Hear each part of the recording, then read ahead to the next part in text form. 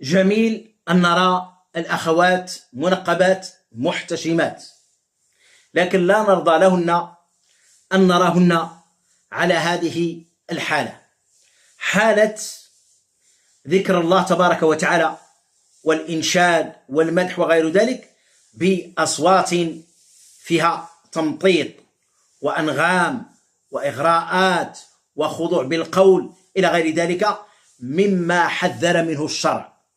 لا يجوز للمرأة أن تصلي بالناس من أجل ماذا؟ أنها تقرأ القرآن بصوت مرتفع يسمعه الناس. من الأمور الممنوعة في حق المرأة أن تسمع الناس بقراءة القرآن، وكذلك الأذان، وكذلك أمور كثيرة أن المرأة إذا كان صوتها يسمع بترخيم وتنغيم فهذا لا يجوز، ولا يجوز لها أن تفعله ولا للرجال أن يسمعوا.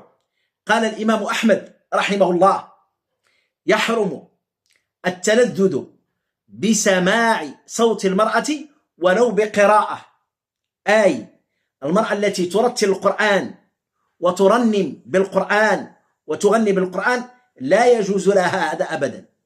أن تسمع الأجانب بالتنغيم والترخيم بالقرآن الكريم هذا لا يجوز له. ولهذا ما يصنع في التيك-توكات وفي بعض القنوات، وهناك اختلاط الرجال بالنساء، هذه إضافات وفتن، نسأل الله العافية. ثم المرأة تغني بالقرآن للرجال، فهذا قد يكون فيه افتتان الرجال بصوتها.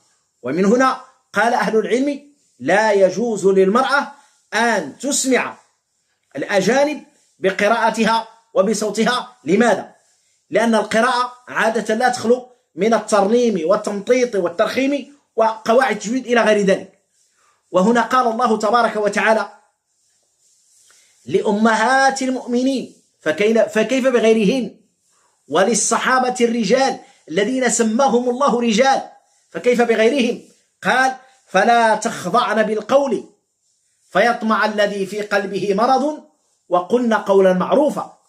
ولذا هنا قال أهل العلم بأن صوت المرأة على الصحيح أنه ليس بعورة، صوت المرأة على الصحيح ليس بعورة، لكن التلذذ بصوتها ولو بالقراءة يحرم هذا كله. لا حول ولا قوة إلا بالله. إذن أيها الأفاضل، نصيحة إلى الأخوات أن يجتنبن هذه الحالات إن كنا يردن الله ورسوله الدار الآخرة. ثم فيه تلبيس خطير أن فعلها هذا أكثر من فعل امرأة متبرجة.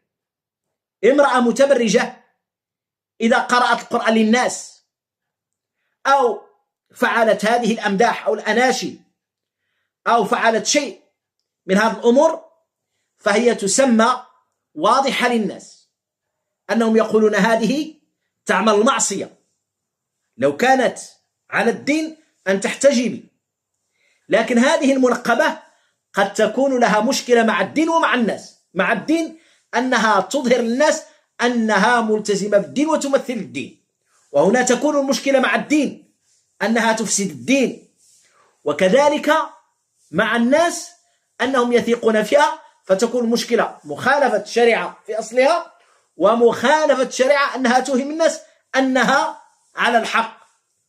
ولهذا لا يجوز للمرأة لا المنقبة ولا المتبرجة أن تقرأ القرآن على الرجال أو تمدح أو أناشد إلى غير ذلك.